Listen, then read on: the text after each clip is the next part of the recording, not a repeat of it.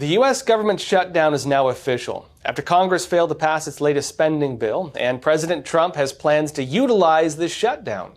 Also in other news, the largest office of Planned Parenthood has closed its doors permanently. And on another topic, Google has released a brand new tool. This is Home AI, and it's an artificial intelligence tool that monitors your home and syncs with various smart gadgets. I'll be talking about these topics and a whole lot more today. I'm the Epoch Times senior investigative reporter Joshua Phillip, and you're listening to Crossroads.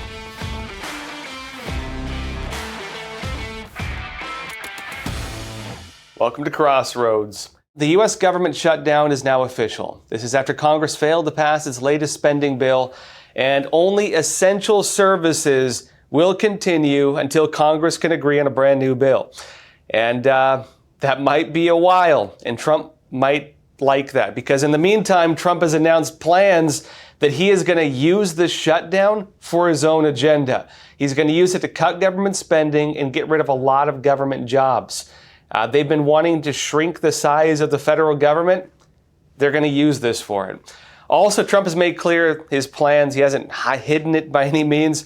This was him right as the shutdown was about to start. This was during a press briefing on Tuesday. What does it say about the state of the Democrat Party when they have a 33% favorability rating on average in recent months, and they're willing to shut down the government over health care? They are shutting it down. We're not shutting it down. We don't want it to shut down because we have the greatest period of time ever. I told you, we have $17 trillion being invested, so the last person that wants it shut down is us. Now, with that being said, we can do things during the shutdown that are irreversible, that are bad for them and irreversible by them, like cutting vast numbers of people out, cutting things that they like, cutting programs that they like. And you all know Russell Vought. He's become very popular recently because he can trim the budget to a level that you couldn't do any other way. So they're taking a risk by having a shutdown because of the shutdown, we can do things medically and other ways, including benefits. We can cut large numbers of people out. We don't want to do that, but we don't want fraud, waste, and abuse. And, we're cutting that. But they want to have illegal aliens come into our country and get massive health care at the cost to everybody else, and we don't have it. And that's I would say, the number one reason that they want to strike is to get illegal immigrants health care. And, Gavin Newsom wants that, too, in California, and it's destroying California. We can't have that. We're not going to let it happen. So he's talking about some pretty big changes. He's talking about permanent changes. He wants to use the lockdowns to, as he says, cut vast numbers of people out and cut programs that he just plain old doesn't want. And there's also already arguments on whether or not he can do it. Already there are some movements on the legal side, and they're freaking out. They could soon result in some lawsuits against Trump and his administration. They're trying to block Trump from doing this. One important point on this, some people have suggested, Trump during this time can use executive orders and other things. There actually is a law that they put into place that restricts the president from doing some things like that during a shutdown. But Trump says, hey, you know what? There's a lot of gray area. And within that gray area is where he's planning to do these types of things, including, again, cutting government jobs and spending. But Trump has also directed the Office of Personnel Management, right, OPM, to set this all in motion. They're like the basically HR branch of the government, and they decide who they're going to fire. And Trump is also putting some other big spending on hold. He's saying, okay, you don't want a budget? It's on you. One of the first things he did was actually froze some of the budget in New York City. Now, Russ Vought, who is the Office of Management and Budget Director, wrote on X that, quote, roughly $18 billion in New York City infrastructure projects have been put on hold to ensure funding is not flowing based on unconstitutional DEI principles. On that point also, he specifically pointed out the Hudson Tunnel Project and the 2nd Avenue subway. Now, some people are saying, well, isn't that abusive of New York City? What did they do? What did the subway system do? Are you not just hurting New Yorkers? J.D. Vance, vice president, gave some statements on this and basically said that money can be used for money designated to one thing can be used for something else. Money is fungible.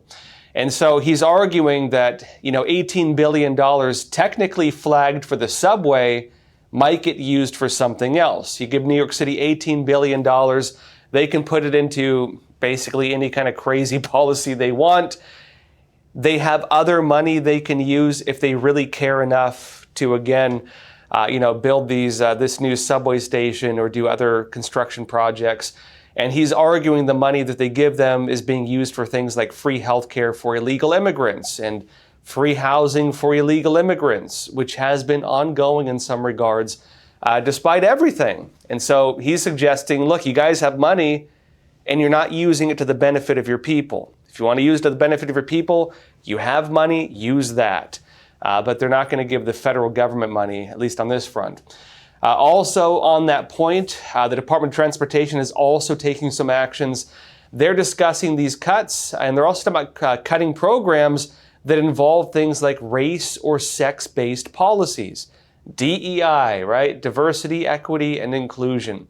Any program from the government that involves these types of things, they're probably going to cut the funding to it. This is from the Transportation Department on what they're doing in New York City in particular. They say the U.S. Department of Transportation issued the following statement, quote, U.S. DOT issued an interim final rule barring race and sex-based contracting requirements from federal grants. Meaning, of course, any state that has programs that favor one race over another or favor one gender over another, which DEI really did. It was technically discrimination under the label of anti-discrimination. It was basically trying to say that we have too many of this person's color of skin, we need more of this person's color of skin. And certain races were downgraded, others were lifted up artificially, not based on qualifications, not based on skills, but just based on identity politics. They're saying no more of that. Also, the gender policies, gender transition surgeries for children, school programs on gender identity, those types of things will also be getting cut, very likely. But on this point as well, Secretary Duffy's position, it says, on the DBE program is clear, quote, subsidizing infrastructure contracts with taxpayer dollars based on discriminatory principles is unconstitutional, counter to civil rights laws, and a waste of taxpayer resources. Remember, it's interesting. We're having kind of an inverted discussion on civil rights for a long time. Many of the diversity programs in the United States were done under the banner of civil rights, being like, you need to protect this group of people who have not enough success. And the way they did it was they say, well, we're going to give you more opportunities and we're going to give other races and identities less opportunities. And then people of those other races said, hey, you're discriminating against me. And they said, no, we're not. This is about the equality of outcome, right? That they want to have equity, equality of outcome, rather than equality of opportunity, which again, many would argue, including myself, is what the Civil Rights Act actually stands for. So the Trump administration is actually going after a lot of these programs, suggesting they're violating the civil rights laws in the United States. You cannot discriminate, at least not through federal contracts. You cannot discriminate based on race, gender, religion, ideology, none of that. And basically that's what they've been doing under the banner of equality of outcome. Now it says US DOT issued letters to New York to inform them that their two mega projects, the 2nd Avenue Subway and Hudson Tunnel, are under administrative review to determine whether any unconstitutional practices are occurring. Do you have race-based or gender-based hiring? Do you have mandatory trainings on DEI policies? And the simple answer for New York is yes, because everybody's forced to do that. If you have a business in New York, they force you to do it. You have no choice. But it says this as well. The department is focusing on these projects because they are arguably the largest infrastructure initiatives in the Western Hemisphere, and the American people want to see them completed quickly and efficiently. Until US DOT's quick administrative review is complete, project reimbursements cannot be processed, including a $300 million disbursement for the 2nd Avenue Subway. It says the remaining federal funding for these projects totals nearly $18 billion. A lot of money. It says thanks to Chuck Schumer and Hakeem Jeffries' shutdown, however, They're blaming, of course, the Democrat leadership for the shutdown. They say U.S. DOT's review of New York's unconstitutional practices will take more time. You know what? We need to process this. We know you need $18 billion. We'll see if we get to it eventually, is basically the message they're sending. And they're saying, oh, these are the guys you blamed for it if you want me to hurry up. It seems like they're kind of using financial pressure to try to give like indirect pressure on members of Congress. They're actually going to the state level, Democrat states, to pressure the Democrat Party itself to maybe fold on the spending bill that the Republicans want. They're basically sending a message right now that they hold the cards, is seemingly what they're trying to do. They say without a budget, the department has been forced to furlough the civil rights staff responsible for conducting this review. Awkward. Basically what they're saying is that the department that would be in charge of doing the review that would allow New York City to get its money is basically on hold because of the government shutdown. And so until the government shuts down, New York City does not get its money. That's what they're saying. And they say this is another unfortunate casualty of radical Democrats' reckless decision to hold the federal government hostage to give illegal immigrants benefits. On that point, Democrats would argue that they want to give, free health care to all and so on. The Republicans are saying, well, you're not going to give federal money to like illegal immigrants to give them free health care. And that's one of the big sticking points here. Democrats are arguing that Republicans want to cut Medicaid and that type of thing. Republicans are saying, no, we don't. We just don't want you giving it to illegal immigrants. And the gray area is also, they're also pushing unqualified people. If you're not disabled, if you're able-bodied, you can work. They're making you work. No free rides, in other words. And that's kind of the gray area. Now, on the point of all this budget issue, though, there's a big debate on who is responsible for the government shutdown. Is it Republicans or is it Democrats? Now, each side always blames the other when there's talk of a shutdown. But what really matters is how voters view it. What do voters think? Do they think that one side is responsible and the other side is not? How do they view it? Did they want this to happen? Well, the simple answer is Democrats are the ones who blocked the vote. They're the ones who refused to vote on it. On their side, they said that Republicans are responsible because Republicans were making demands that the Democrats could not accept. They blocked it. We have a shutdown. A New York Times poll came out, though. This is with them and CNN. It came out just before the shutdown. And it shows this could actually have a worse political impact on the Democrats. The White House is even posting about the poll, and typically means it's in their interest, right? It shows a political view on, quote, whether the Democrats should or should not shut down the government if their demands are not met. And it actually shows that 43% of Democrats believe their party should not have shut down the government. That's a lot. 42%, almost right down the middle of their party, basically did not want them to do this. They acted against the interests of almost half their party, half their voters. It notes that 92% of Republicans believe that they should not shut it down. Republicans obviously largely don't support the Democrats and believe the bill should have gone through. And roughly 59% of independents believe that they should not have shut down the government, meaning that they also, at least on this one issue, lost support of about half of the independents. Now, we'll see how long this shutdown lasts. Democrats did put a new bill forward. They said, okay, we're going to reopen the government, but it failed to pass in a 47-53 vote. They put their demands in it. They want, all these healthcare programs and over trillions in spending. Republicans also are saying, you know what, we'll see which side folds first. And the real question is going to be, which political aisle is more affected by the shutdown? Which side of the aisle has more support or less support from their voting base? Which side of the aisle benefits more from where the money was going and the agencies that are now getting shut down temporarily? Now, in terms of what this means in practice, though, let me show you a quick breakdown. Zero Hedge noted this because a lot of people are questioning, well, is this Democrats shutting down Trump's ability to use the National Guard? Is this the Democrats shutting down ICE? The answer simply is no. Let me show you some of this. Homeland Security, DHS, will furlough nearly 23,000 employees, more than it anticipated last week under a narrowed definition of essential staff. Border, aviation, and immigration enforcement will continue, with most Customs and Border Protection, Transportation Security Administration, Immigration Customs Enforcement, ICE, and Secret Service staff on duty. It is not going to stop them.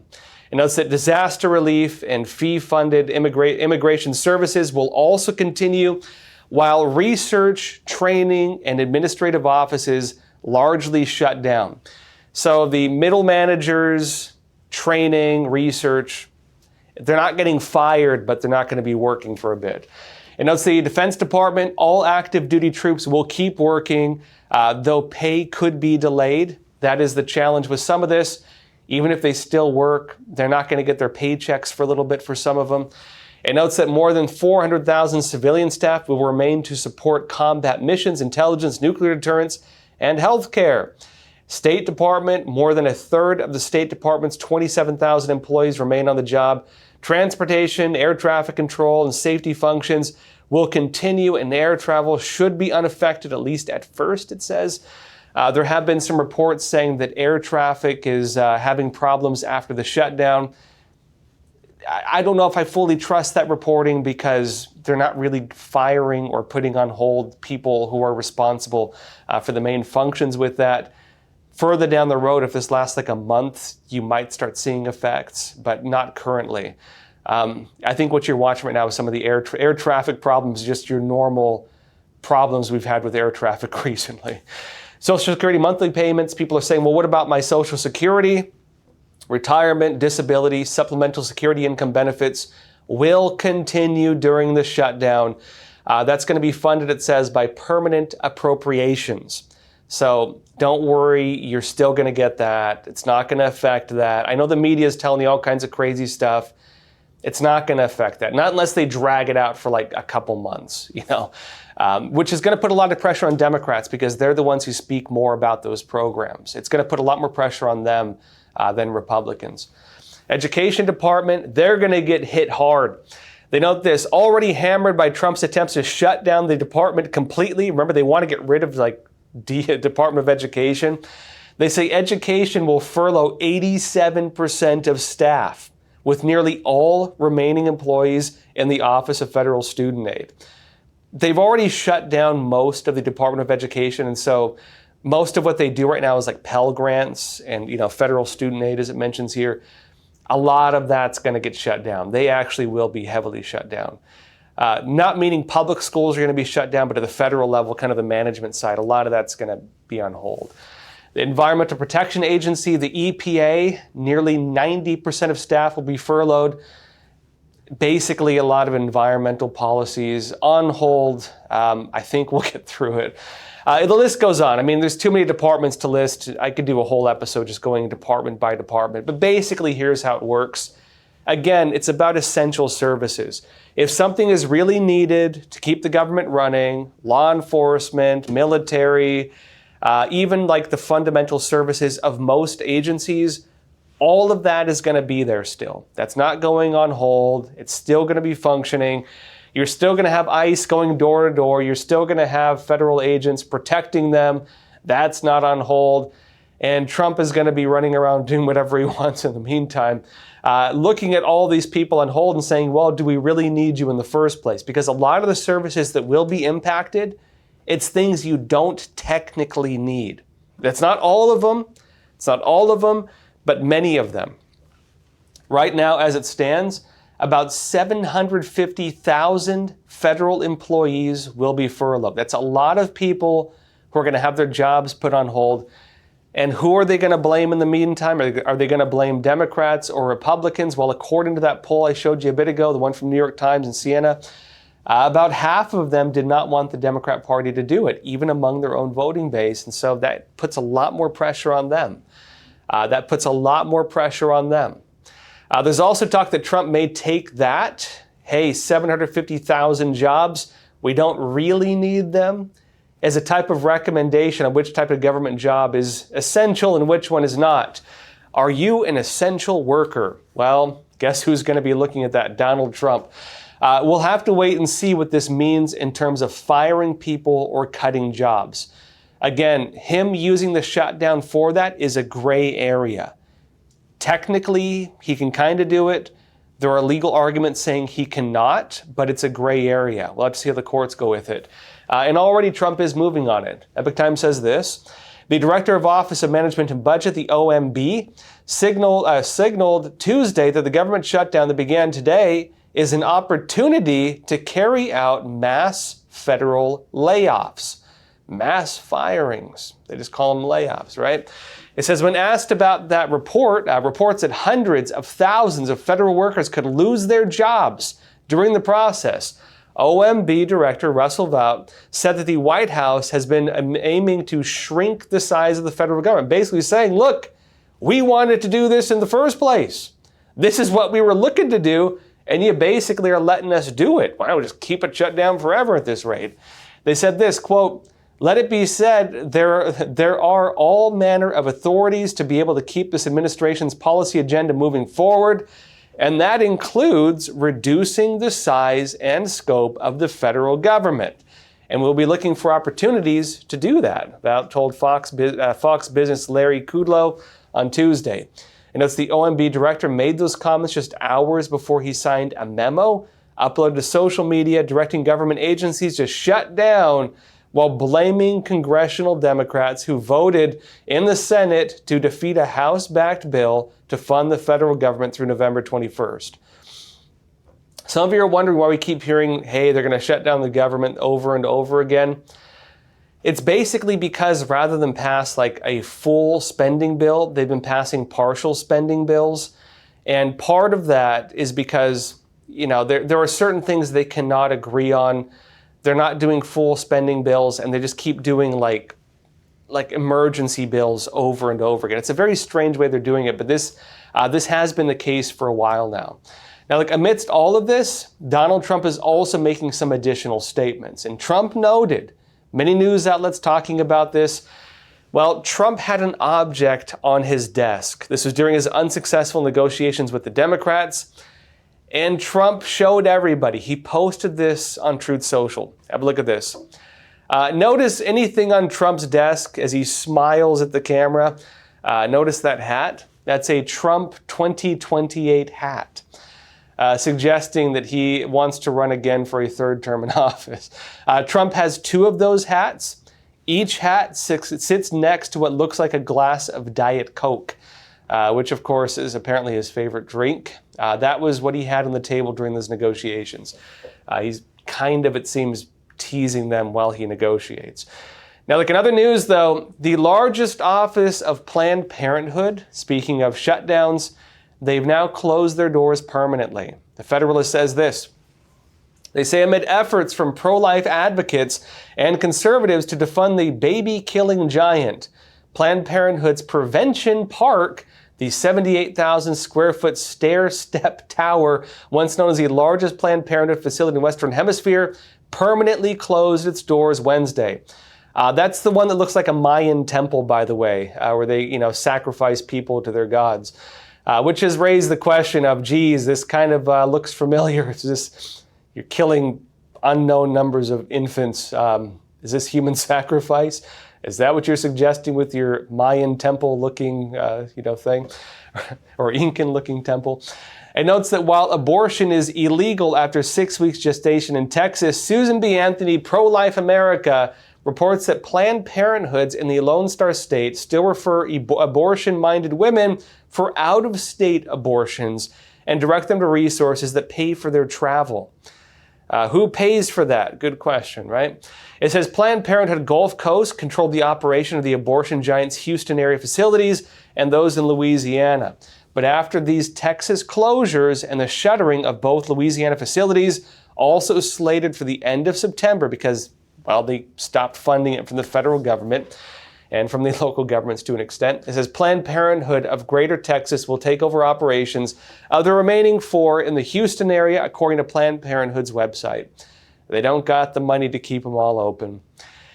Now, on another topic, though, speaking of the way the world is going, artificial intelligence is coming out bringing brand new things.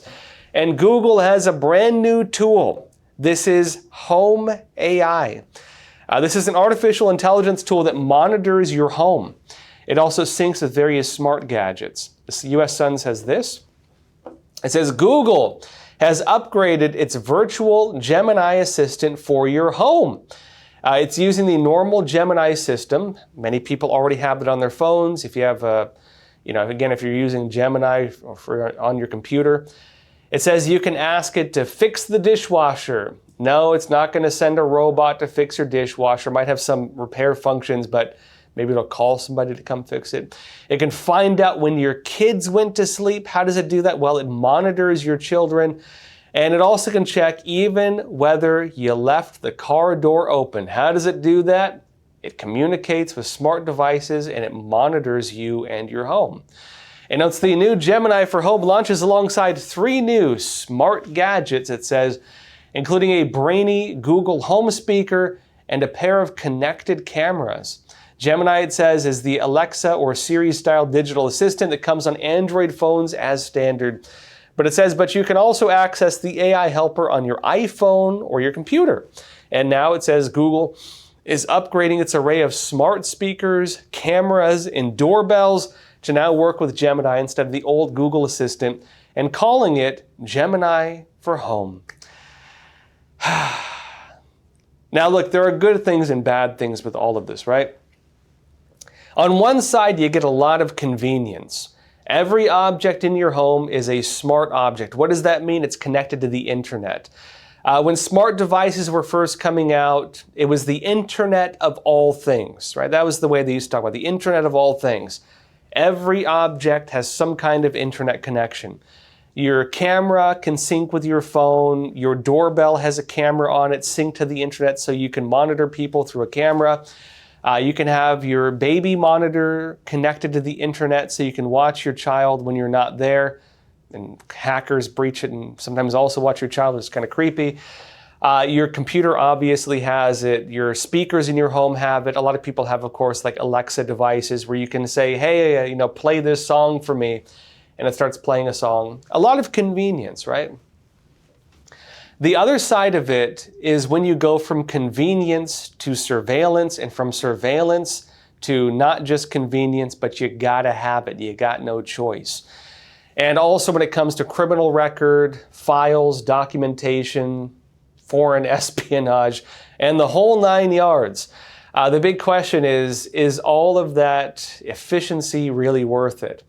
I'll ask one question, which is, look at your car. There was a day when you could lift the hood of your car and fix any problem. There was a time when you could lift the hood of your car, you could check your engine, you could take things apart, put it back together. You could buy kits, you could upgrade things. We're no longer in that day. Now you open the hood of your car and there's a patent-protected software system that if you touch it, you violate a patent. There's a system now where even your mechanic really can't repair the car. They have to order the new replacement parts from the official company, and they got to do it. The days of that are over, meaning you no longer control things as you used to. When it comes to in-home entertainment, there was a time when you could go and buy a movie and you owned that movie forever. You had the VHS, you had the DVD, heck, you had the Betamax way back in the day, and you owned it. You could resell it, you could give it to your children, you could throw it in the trash if you really wanted to, but it was yours to do with as you pleased. It's no longer the case. Digital assets now, you technically do not own them. In fact, they're even warning people now in some areas, when you buy something online, DVD or movie now, anything, you don't actually own it anymore. And so this is the start of something else. Which is the age of not actually owning the things that you buy, the age of renting things, the age of not being able to tamper with electronics even if you buy them, and also from there, the risk that while it's voluntary now, in the future it might not be. Because in some countries, it's not voluntary, it's mandatory. In some countries, they're already saying, you know what, everything you do is tracked on the internet. Everything you say and do on the internet can be used against you in a court of law. In the UK right now, there's a lot of arguments around a proposed digital ID. And that digital ID passed under the narrative of protecting children from harmful content online, saying, do you want children to be able to view pornography? Obviously, I think most of us would not want that. But now it's also being used for things like, well, do you believe that someone can pray in their mind? Or do you believe that somebody should be able to post their opinions on the internet and that type of thing? Different arguments on their laws when it comes to freedom of speech. Where do you draw the line with that? Is offensive speech illegal? That's the big problem you're having with the rise of that. Not fully passed, but it is an argument. In the United States, also now we're on the brink of having something very similar, real digital ID. And there are many groups proposing this, coupled alongside digital currencies and other things. Very convenient, makes your life a bit easier, but is the convenience worth the basically giving up of your freedoms? Is it worth the exchange? Is it worth, hey, even for law enforcement, while it may protect you, someone breaks into your home, you know who it was, it can protect you. Maybe, for example, a crime is committed, someone tries to frame you, but you have the video for it, but it can also be used against you. If the law is changed in such a way that goes against what used to be basic rights, and you violate that thing, can it be used as a tool of tyranny? Among the more extreme examples of this would be the Chinese Communist Party, where biometric surveillance, a social credit system, digital currencies, has already created a nightmare hellscape in terms of basic liberties and basic, even freedom of belief. You can't even have your basic religion anymore. That's where things are going. Also, by the way, the Chinese Communist Party recently made a new law. It's now illegal to be not happy on the internet. I'm serious. If you have negative opinions online, it's actually illegal now in China. So that's a way to make the people happy. You just make it illegal to be unhappy, right? All right. That said, questions, comments, anything you want to talk about, leave it in the chat. Let's jump into a discussion. First question, Seymour Butts. You're saying government employees who are furloughed receive back pay when the government reopens. Yeah, it doesn't. I mean, look, some people live paycheck to paycheck. They might have to find other work if this goes on too long, right? That's a hard thing for them. But it's true. It's not like they don't get paid. They still get paid. You say, can you imagine a factory shutting down and laying off their employees, and then when the factory reopens, it pays the employees for the time they were closed? Yeah, it's kind of like going on vacation, right? Yeah, Seymour, I'm glad you mentioned that. It's like getting a paid vacation. The humanity. You're saying this could never happen in private industry, yet here is another great example of how government employees are treated way better than regular employees. How have we let this happen? I agree with you. I would add one thing to it though, which is most companies, okay, I agree it's kind of funny that you basically get a paid vacation every time they shut down the government. There's no penalty for it. I would also say a lot of those people are not responsible for it. For example, I would want the military guys to still get their paychecks, when they come back from being briefly fired. You know what I mean? People do need to get paid, and if you don't have a stable source of income, it's not a stable job.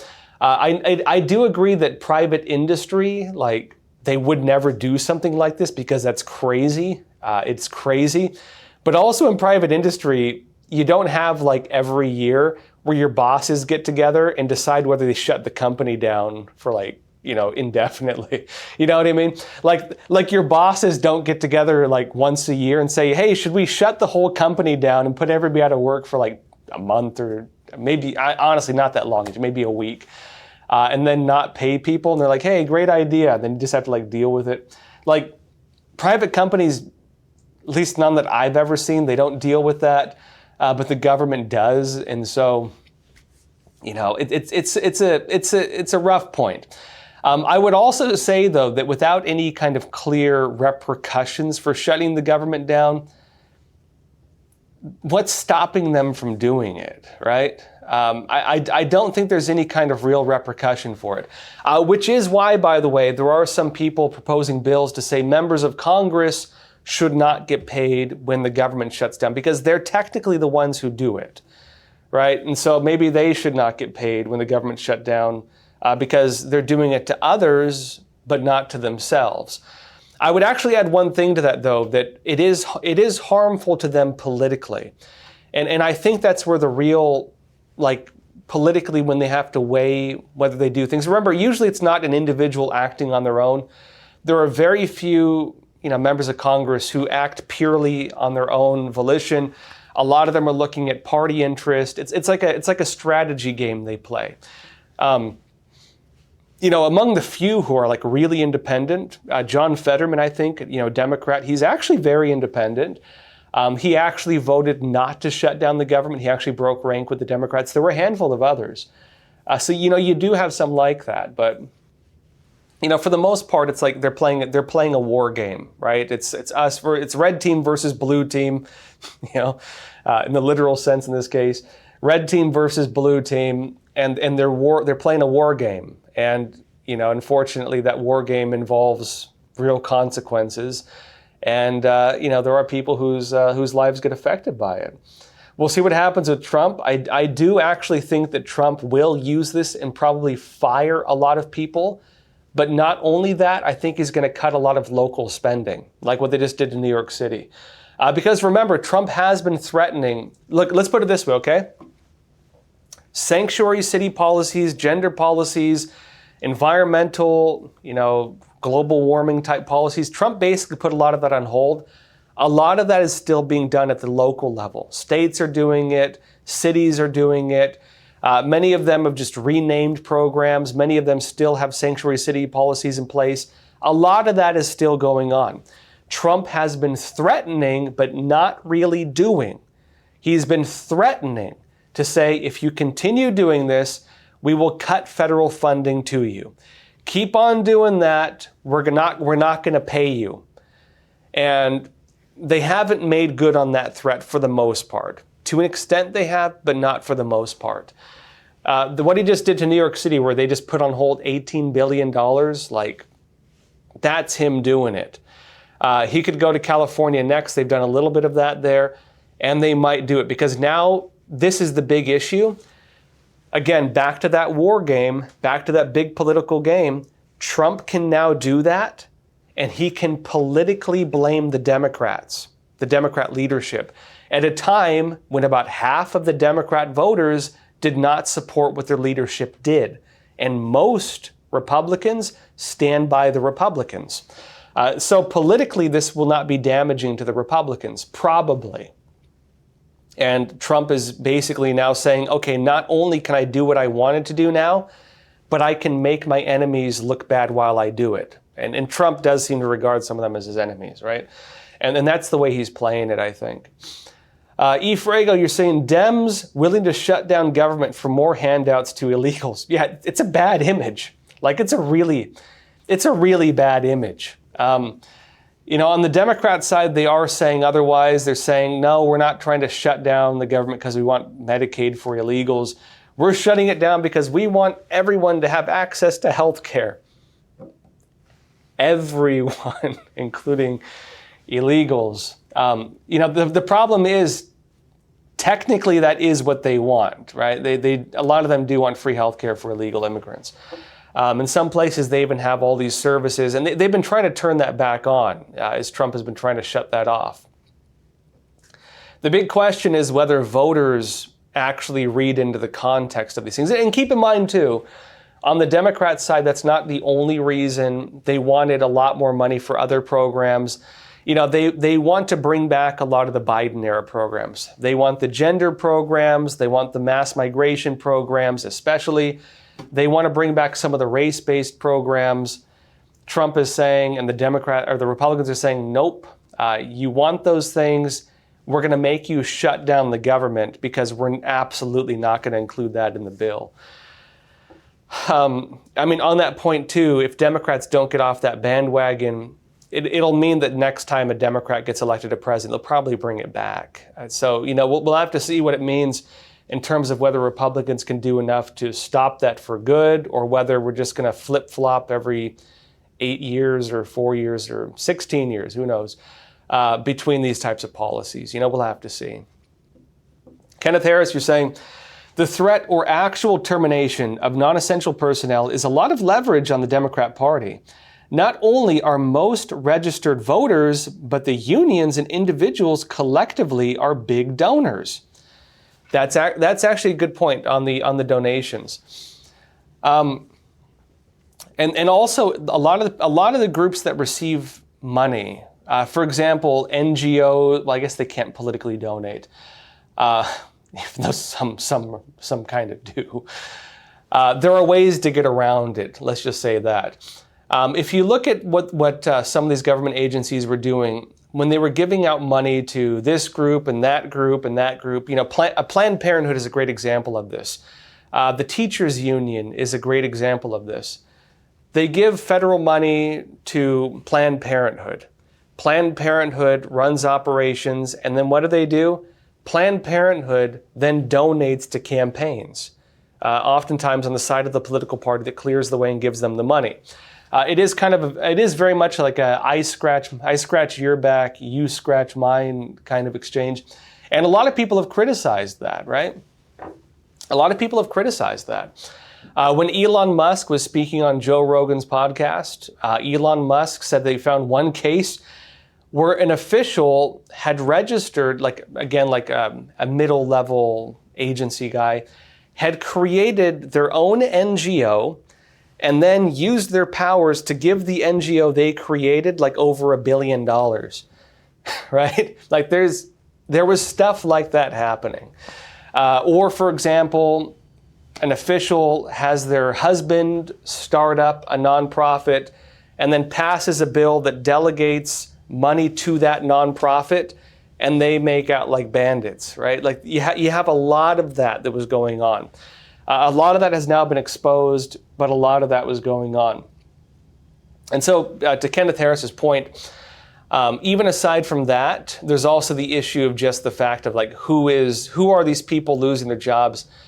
You do have a way overrepresentation of Democrat voters within Washington. A lot of that's government employees. So we could assume based on that a lot of government employees do lean more Democrat.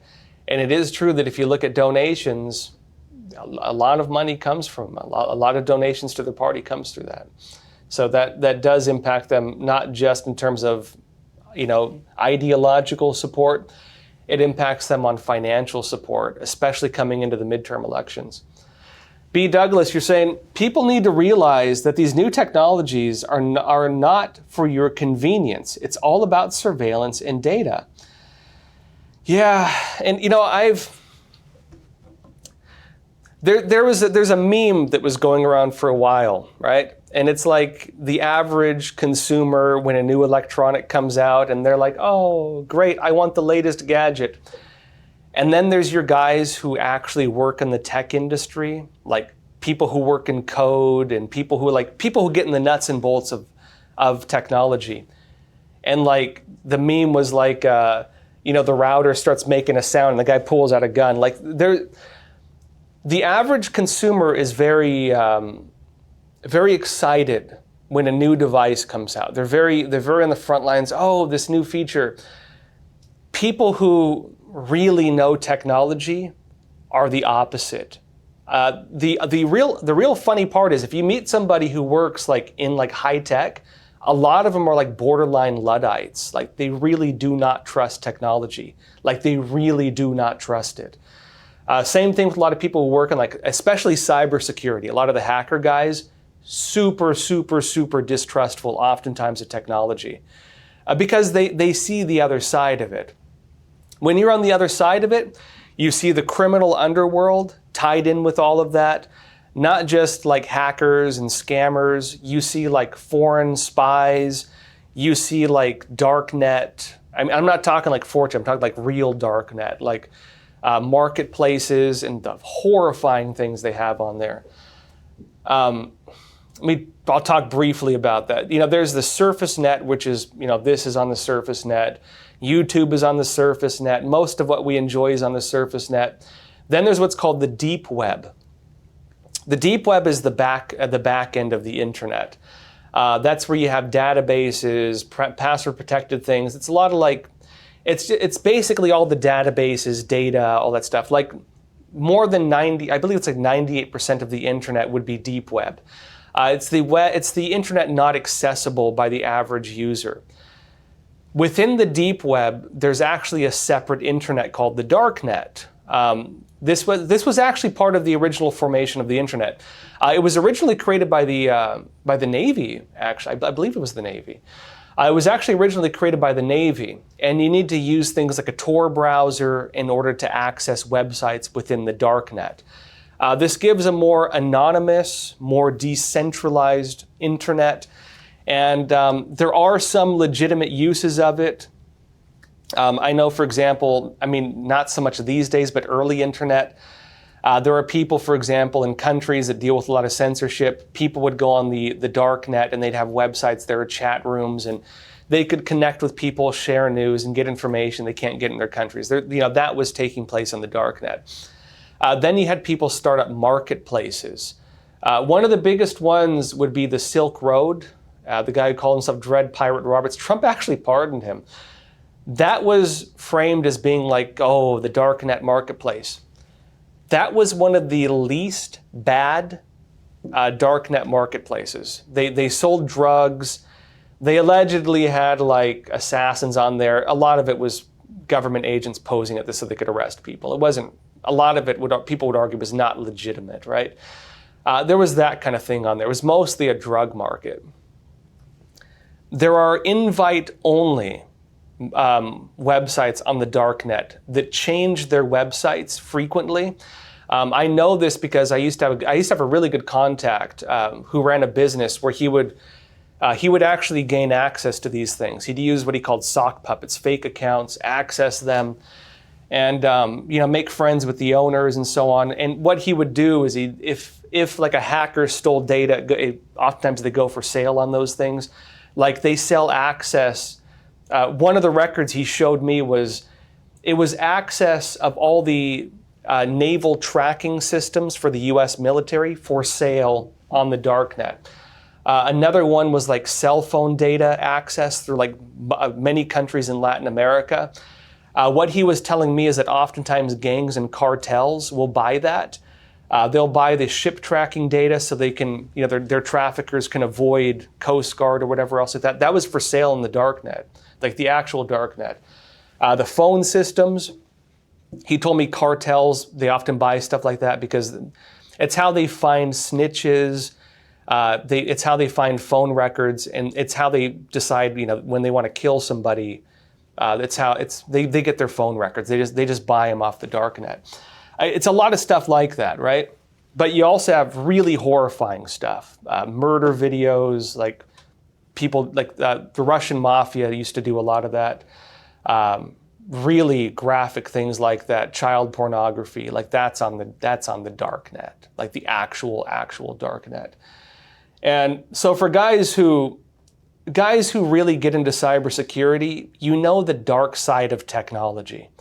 Guys who get into cybersecurity, that electronic baby monitor, that it can be used for really disgusting things because you've worked in cybersecurity and you've seen cases where hackers are selling access to surveillance of people's homes, and you have perverts buying camera access for children's bedrooms. I know guys who've dealt with that, monitoring these types of criminal networks.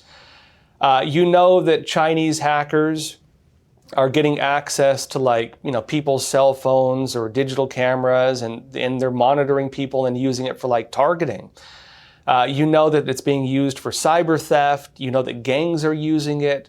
That governments use this kind of thing for mass surveillance, not even just mass surveillance, but even sometimes altering evidence, planting evidence. I'm not talking about US government, but there are, the CCP does that, for example. Planting evidence, sometimes altering data, altering evidence, even on your computer sometimes. That they do this kind of thing in order to frame people. There's religious surveillance, ideological surveillance. And so guys who get involved, who really know how technology works, are extremely, extremely distrustful of it. Because, we all talk about, 1984, we all talk about, the dystopian future. And a lot of people say, wow, that'd be terrible. A lot of people who work in cybersecurity, they say we're already in it. Yeah, it's terrible. We're already living in it. It has already happened. I knew a guy who wrote a book about car hacking. He actually wrote a book about it. Do you know that you can hack a lot of modern vehicles and you can control the acceleration and the steering wheel? You can kill somebody by seizing control of their car using very basic techniques for hacking. You can actually control their vehicle. And there are some who believe that people have killed people like that. I've seen hackers demonstrate how they can overheat the battery on a laptop and cause the lithium-ion battery to explode. There have been experiments on older versions of MacBooks where they've done that. There's new analysis coming out saying they could do it to electric vehicles. They could cause the car battery to explode using a cyber attack. I knew a guy. I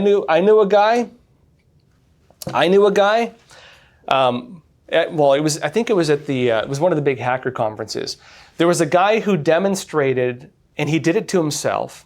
He hacked his own insulin pump. He was a diabetic, and he demonstrated on himself that he could remotely hack his insulin pump and give himself too much insulin and kill himself, meaning he could do it to somebody else. You can hack a health device and kill somebody. There are people who've demonstrated that on pacemakers, your heart, that they could actually hack the pacemaker and kill somebody. There have actually been government officials who've gotten their pacemakers removed, or they have different protocols for it because they're concerned about foreign espionage and foreign agents killing them by hacking their pacemakers. The way your phone works is it's always calling out, right? Your phone is always calling out. Cell phone towers basically work as home. They have basic commands telling it, hey, I'm a cell phone tower, connect to me. And your phone, which is always calling out for a connection, connects to it. You can set the same thing up on your laptop using with about less than $1,000 of equipment. You could make your laptop spoof as a cell phone tower, and you could hack and basically intercept all communications within a large area. Every text message, every phone call, you could intercept it. It's illegal to do, but you can do it, and people have demonstrated it.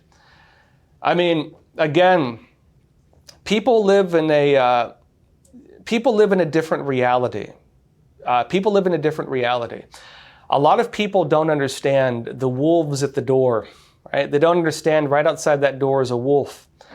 They don't understand that they're living in this playpen, but beyond the playpen are very terrible things. And again, look, I used to be the technology editor for Epoch Times. I was one of the journalists who learned to code. I used to do that. I was on the cybersecurity beat for a long time. I'm pretty good with technology. I'm extremely distrustful of technology. Extremely distrustful of it, because I've seen everything I've mentioned today. I've seen it. I've seen all this stuff. I've seen what happens with it. I know I've seen how people use it. It's terrifying. It's absolutely terrifying. And look, even with AI, you have the guys who are developing it saying this is going to destroy humanity. They're not even hiding it. Like, the guys who run the companies are saying this will destroy humanity. This will end civilization. And people are like, hey, look at what I can do with this cool AI. Again, people are living in two realities. And unfortunately, those who understand what can be done with it and what is being done with it, it's terrifying, frankly. Even war. Look at drones. I remember one of those companies just released this robot wolf thing, and you can ride on it. It's kind of cool, right? Did anybody see that? It was one of those Japanese companies. I can't remember which one. Was it Yamaha? I think it was Yamaha. It looks cool.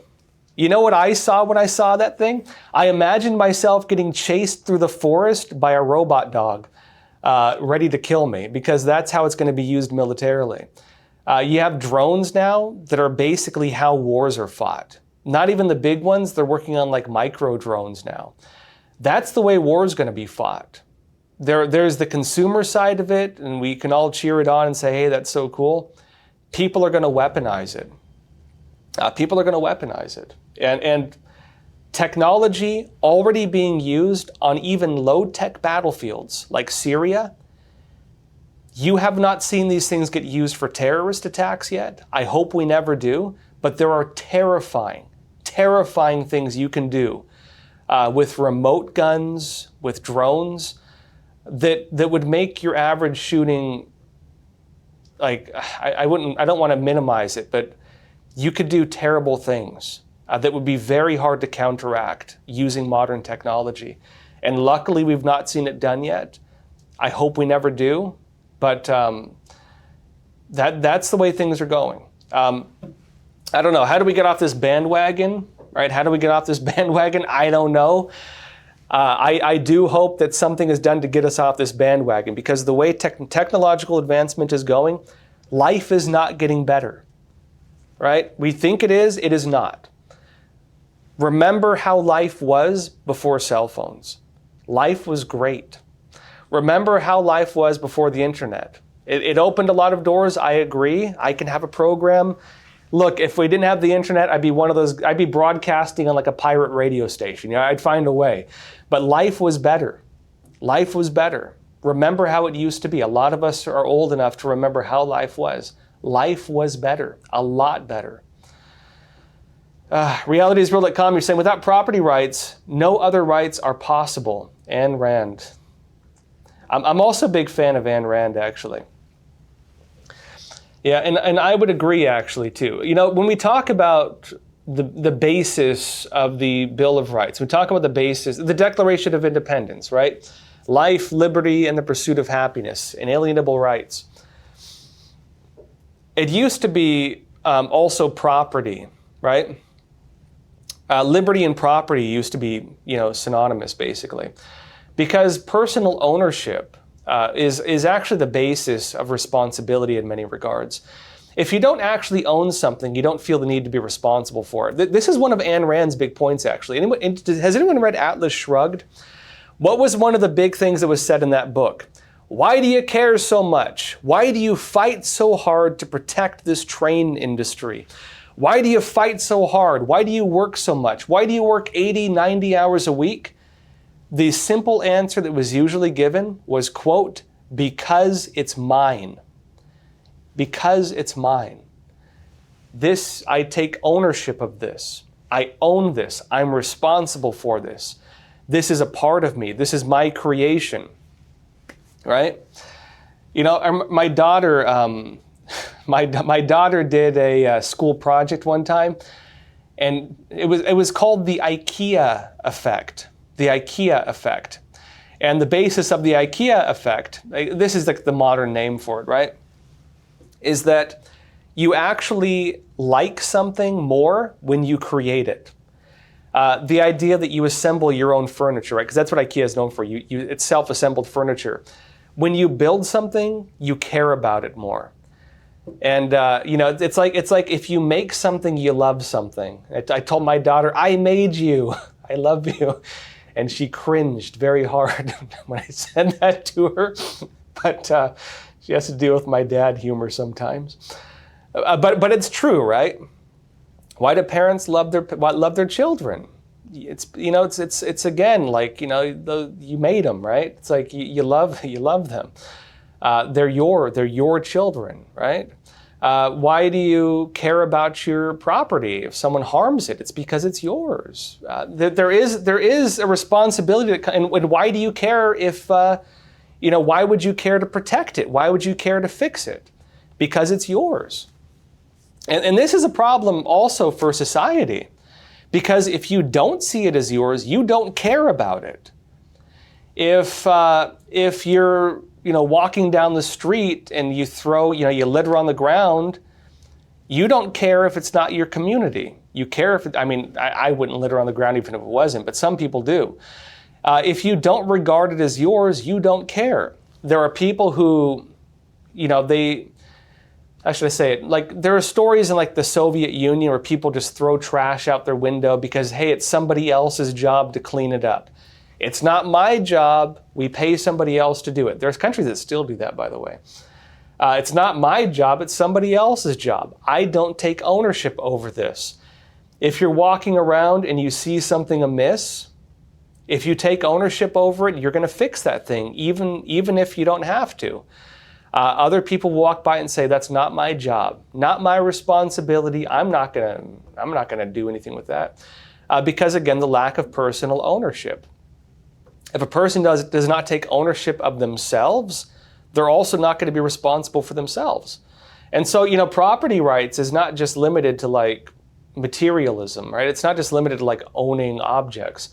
It's also linked to how much you care about the well-being of the things around you, which Ayn Rand's book, Atlas Shrugged, really focused a lot on that, actually. Why do we care about things?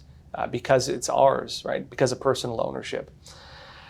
All right, everyone, that said, we're going to have a great show tomorrow, prime time. I'm finally back, so be sure to join us. In the meantime, let me know in the chat what you think. Do you think that personal responsibility can exist without property rights? I want to hear your take on it. Do you think people will take responsibility for things that they have no ownership of? And do you think that they will still do it? Because that's one of the views of the groups that propose the elimination of property rights, that people of their own volition will just care enough to take care of it. I would argue that we can look at societies that have done that, and broadly the answer has been no. But I don't know. Do you think it can be done? Let me know in the chat. I want to hear what you think. That said, if you have not yet, please do not forget to subscribe. It does help us on the algorithms. Give us a like and let me know in the comments what you think. That said, thank you so much. We'll not have a normal episode tomorrow, but we will have prime time. So join us again for prime time tomorrow night. That said, as always, please take care of yourselves, stay informed, and stay free. Thank you.